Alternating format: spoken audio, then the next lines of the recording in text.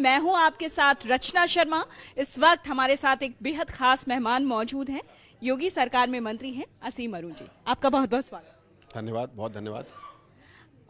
स्वागत है। धन्यवाद। 2 साल लगभग हो गए हैं आपके पॉलिटिकल करियर को।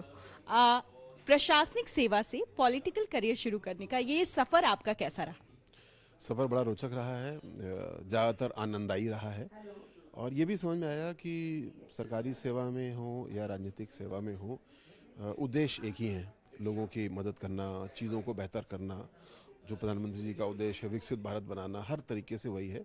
यहाँ पे सबसे बड़ा अंतर है, यहाँ पे इलेक्शन भी लड़ना पड़ता है, जिसकी वजह से जवाबदेही बहुत ज़्यादा है, जो कि अच्छी बात है। जितनी जवाबदेही अच्छी होगी उतना ज़्यादा तत्परता से हम लोग काम करते हैं और ये जवाबदेही राजनीति में जितनी है उसी अनुपात में हमको ये जवाबदेही सरकारी अधिकारियों के लिए भी बढ़ानी चाहिए। 2 साल का मेरा अनुभव ये है।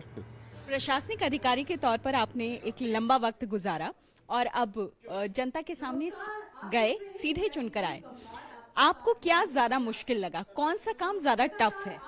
इसमें तो कोई संदेह नहीं, जो इलेक्शन है वो बहुत ज़्यादा टफ है और सिविल सेवा की परीक्षा हो या कोई भी ऐसी परीक्षा हो तो एक बार निकालनी होती है और 1000 लोग उसमें चयनित होते हैं। यहाँ तो 5 लाख लोग वोट देने वाले हैं, एक ही व्यक्ति को जीतना है, बाकी जितने भी कैंडिडेट सबको हारना ही है। तो इसमें तो कोई संदेह ही नहीं, इलेक्शन जो है वो बहुत ही टफ काम है as compare to civil service exam और एनी अदर एग्ज़ाम। लेकिन उससे भी ज़्यादा टफ है इलेक्शन जीतने के बाद में काम को पूरा करना, क्योंकि मैं अपने लिए महसूस करता हूँ कि पहले मैं अगर पुलिस में एक अच्छा प्रोजेक्ट मैनेजर था तो अब मुझे एक अच्छा पॉलिसी मेकर बनना है और ऐसे शायद 20 प्रोजेक्ट्स चल रहे हैं समाज कल्याण में, जिनको हर एक को अच्छा प्रोजेक्ट मैनेजर देना है, अच्छा प्रोसेस देना है, बजट देना है और थोड़ी मॉनिटरिंग करना है जिससे वो अच्छे से चल पाए। दांव पेच किस में ज्यादा है? दांव पेच दोनों में है लेकिन अलग अलग हैं। राजनीति में अभी तो मेरे 2 साल हैं, ज़्यादा दांव पेच खेलने का नंबर मेरा आया नहीं है अभी।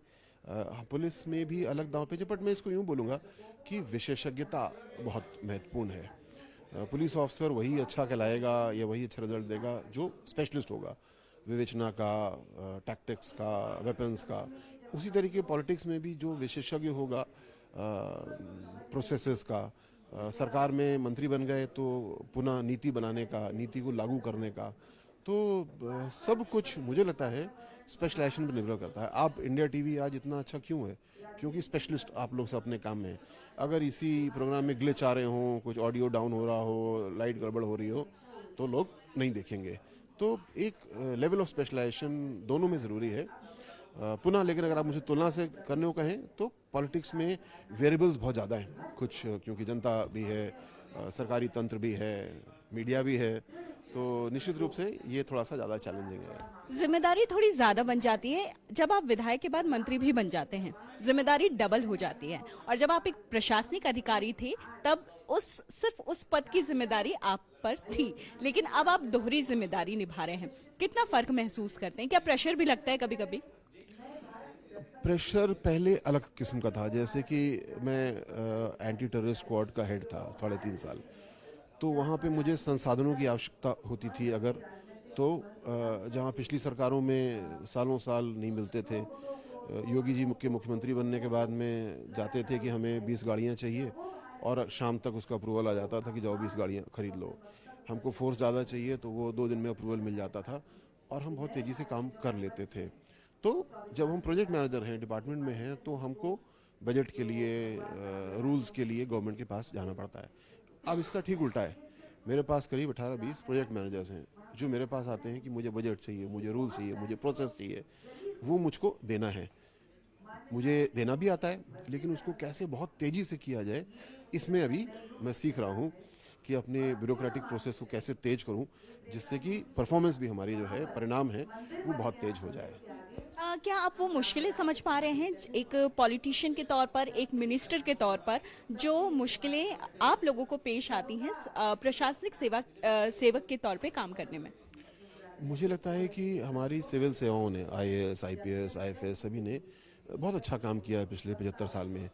देश की अखंडता को बना के रखने में बहुत बड़ा काम किया। चुनाव की प्रक्रिया देखें तो उसकी अस्मिता में बहुत बड़ा योगदान किया। इसी का परिणाम है कि जब हमारा देश आज़ाद हुआ तो आसपास जो हमारे पड़ोसी देश हैं उनकी कमज़ोरियों के कई कारण हैं, लेकिन सबसे बड़ा कारण है उनकी सिविल सेवाओं का उतना मजबूत ना होना। लेकिन साथ साथ अब अगले 25 साल या 24 साल जो अमृत काल है, हमको विकसित भारत बनना है, तो हमें अपने पूरे ब्यूरोक्रेटिक तंत्र को विशेषज्ञ बनाना है, बहुत ईमानदार बनाना है, कानून के राज के हिसाब से चलना सिखाना है, और साथ साथ पर्यावरण का सम्मान करना सिखाना है। ये चारों चीज़ें हमको अपनी ब्यूरोक्रेसी में लेके आना है। मैं रिपीट करूँगा, ब्यूरोक्रेसी हमारी बहुत मजबूत है, बहुत अच्छे परिणाम दिए हैं, देश को नाज है उसके ऊपर, लेकिन ऐसी कोई भी अच्छी चीज़ नहीं इसको और अच्छा ना किया सके। तो ये एलिमेंट्स हैं जिससे कि हम अपनी ब्यूरोक्रेसी को और अच्छा कर सकते हैं। जब आप एक प्रशासनिक सेवक के तौर पर काम करते थे तो जाहिर सी बात है कभी ना कोई दिन या पल ऐसा आता है जब लगता है कि यहाँ पर ये नहीं, ऐसा होना चाहिए था।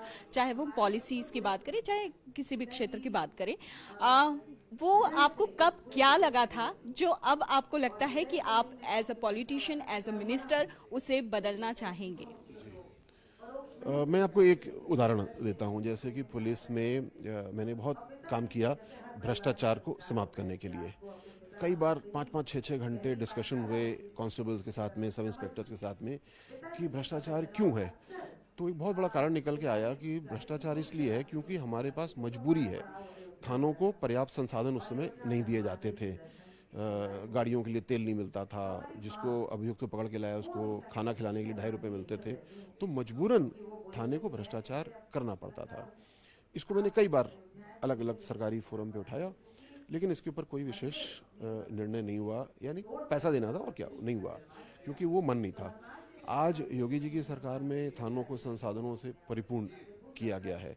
पुलिस लाइन की मरम्मत के लिए पैसा दिया जा रहा है, किसी को गाड़ी में अपने जेब से पेट्रोल नहीं डालना पड़ रहा है। यानी जो बेईमानी की मजबूरी थी, जो कि बहाना भी बन जाती है, उसको पूरी तरीके से दूर किया गया। आप तुलना क्योंकि पूछ रही हैं, तो समाज कल्याण विभाग मैंने आते ही पूछा कि आपके पास गाड़ी का प्रबंध क्या है, आपके पास कंप्यूटर का प्रबंध क्या है। तो कदाचित मैंने पाया कि थाने जैसी स्थिति कुछ थी। समाज कल्याण विभाग में खासकर एक प्रशासनिक मद होता है जो इन्हीं चीज़ों के लिए होता है, उसका सदुपयोग मैंने पाया कि नहीं हो रहा था। तो हमने पिछले 2 साल में हर समाज कल्याण अधिकारी को करीब 55,000 रुपये का मासिक का बजट दिया कि तुम इससे गाड़ी हायर करो, उसको चलाओ। हर एक को लैपटॉप दिया, फ़ोन दिया, CUG दिया, कार्यालय को अच्छा करने के लिए बजट दिया, पैसा दिया, ताकि उनका कार्यालय भी तुलना में इंडिया टीवी के बराबर दिखना चाहिए। कोई वहाँ पे कोई गेस्ट आए तो उसको भी अच्छा लगना चाहिए, किसी अच्छे कार्यालय में आया है। और हमारे सभी कार्यालय इस प्रकार अच्छे हो गए, और अब आगे उसको और अच्छा हम लोग कैसे करें। अब ज़्यादा खर्चा नहीं करना है, थोड़ा खर्चा करना है, उसके लिए भी हम लोग काम कर रहे हैं। एक बहुत अहम सवाल मैं आपसे पूछना चाहती हूँ। 2 साल तकरीबन एक राजनीतिक के तौर पे आप 2 साल से काम कर रहे हैं, और एक लंबा वक्त आपने प्रशासनिक सेवा में गुजारा है। तो ज़्यादा बिजी आप किस वक्त रहते हैं, क्योंकि वो भी बहुत टफ जॉब है, और जो अभी कर रहे हैं वो तो है ही। पुलिस में ज़्यादा बिजी रहते हैं, क्योंकि पुलिस वाले रात को 2-2:30 बजे तक काम करते हैं। सामान्य हम लोग की प्रक्रिया है, हम रात को एक दूसरे को फ़ोन करते रहते हैं 2 बजे तक भी, और मीडिया के साथ ही भी रात 2 बजे तक फ़ोन कर लेते हैं, कुछ पूछना होता है उनको। राजनीति में देखा मैंने कि करीब 9 बजे तक ज़्यादातर काम पूरा हो जाता है। इसके बाद अगर कोई फ़ोन आता है तो कोई इमरजेंसी होती है, कोई अस्पताल में प्रॉब्लम आ रही होती है, कुछ ऐसा होता है, तो दिन का फ़ोन एक आध मिस भी हो जाए तो मैं आधे घंटे में कॉल कर लेता हूँ। लेकिन रात के कॉल को मैं तुरंत उठाता हूँ, और 10 में से 9 बार पाता हूँ कि कोई ना कोई सीरियस बात होती है। तो दूसरा, पुलिस में थोड़ा सा टाइम पीरियड अव्यवस्थित हो जाता है, क्योंकि अभी हमने एक मीटिंग प्लान की, अब कहीं कोई घटना हो गई तो फिर मीटिंग गई काम से, अब जल्दी जाओ घटना जाकर देखो। तो पॉलिटिक्स में चीज़ें मैनेज हो जाती हैं टाइम से, कि हम एक करके कार्यक्रम जाते हैं, ऑफिस का टाइम भी मैनेज हो जाता है, क्योंकि वो पुलिस एक इमरजेंसी सर्विस है। मैं शिकायत नहीं कर रहा हूँ, लेकिन पुलिस हमेशा ही ऐसे रहेगी as a emergency service. Politics emergency service नहीं है। यहाँ पे नीति निर्धारण हो रहा है, लोगों से बात कर रहे हैं, और लोग पसंद भी करते हैं कि जो आपने टाइम दिया उस टाइम पे आप पहुँचें, क्योंकि उनको भी अपनी प्लानिंग करने में आसानी होती है। ऐसा देखिए, पॉलिटिशियंस को ना या मिनिस्टर्स को अप्रोचेबल नहीं माना जाता आम जनता के लिए। लोगों में ये बहुत अंदर तक बैठा हुआ है कि मिनिस्टर से मिलना बहुत टफ है, अपने सांसद से मिलना बहुत टफ है, विधायक से मिलना बहुत टफ है। ये जो माइंडसेट बन गया है लोगों का, आपको क्या लगता है कि अब क्या ये धीरे धीरे दूर हो रहा है? बिल्कुल दूर हो रहा है और मुश्किल तो नहीं होना चाहिए, लेकिन अगर ऐसा किसी को भी लग रहा है तो हमारी कोई कमी है, हमको उसको दूर करना है। लेकिन साथ साथ एक चीज़ और भी हमको देखना है, जैसे मुख्यमंत्री जी ने मुख्यमंत्री हेल्पलाइन बनाई 1076 1076, तो बहुत सारे लोग जो अपनी शिकायत किसी से मिल करके, अधिकारी से या मंत्री से या विधायक से बोलते हैं, अब वो 1076 पे फ़ोन करते हैं और उनका काम एक प्रोसेस में आ जाता है। जब तक मैं पुलिस में था, मैं याद करता हूँ कि हम लोग का फ़ोन बंद ही नहीं होता था, लगातार बजता रहता था। 2-2 3-3 प्यारो फ़ोन सुनते थे, तब जाके हम लोग मैनेज कर पाते थे। लेकिन जब से हम लोगों ने प्रयोग शुरू किए और 100 नंबर की व्यवस्था को मजबूत किया, अलीगढ़ में पहली बार मैंने इसको किया, फिर गोरखपुर में, आगरा में और परिष्कृत किया, तो जैसे जैसे 100 नंबर मजबूत हुआ, उसकी पब्लिसिटी हुई, तो लोग समझ गए कि एसपी को फ़ोन करो तो टाइम लगता है पुलिस को बुलाने में, 100 नंबर फ़ोन करो तो पुलिस और जल्दी आ जाती है। और आज आप ज़्यादातर पुलिस वालों को देखेंगे कि उनके फ़ोन बेतहाशा नहीं बज रहे होते हैं। 112 का कॉल सेंटर हमारा लगातार बज रहा होता है, और जहाँ पे करीब 300 लड़कियां बैठी होती हैं, कॉल ले रही होती हैं सिस्टमेटिक तरीके से, दुनिया की टेक्नोलॉजी डिप्लॉयड है वहाँ पे।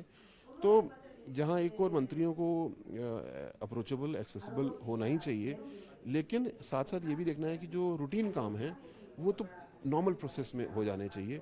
मंत्री के पास एब्रेशंस जाने चाहिए, जहाँ पे पॉलिसी में परिवर्तन करना है वो जाने चाहिए। आप जब घर पे होते हैं, जब आप ऑफिस का कोई काम नहीं कर रहे होते हैं, लेकिन स्पेशल ड्यूटी तो कभी खत्म नहीं होती है, तब आप क्या करते हैं? कोई हॉबी आपकी? वैसे तो मैं अपने पास काफ़ी सारा रीडिंग मटेरियल रोक के रखता रहता हूँ। जनरली जो ऑफिशियली होता है, जहाँ कहीं 20-25 पन्ने पढ़े हों तो दिन में नहीं हो सकता, उसको फ्री टाइम यानी रात को या कभी ट्रेन में, फ्लाइट में, गाड़ी में उसको पढ़ लेता हूँ।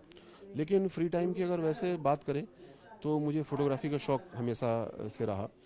हालांकि अब तो हम सब फोटोग्राफर हैं, सबको शौक़ है, पर उसको थोड़ा बहुत मैं और एडिट कर लेता हूँ, उसको एडजस्ट करता हूँ। कुछ लिखने का शौक़ है, कुछ आर्टिकल्स भी मैं कोशिश करता हूँ कि महीने 2 महीने में एक अच्छा लेख सजा लूँ ताकि वो छप सके। तो फ्री टाइम में ये हो जाता है काम। हमसे बातचीत करने के लिए, यहाँ आने के लिए आपका बहुत बहुत शुक्रिया।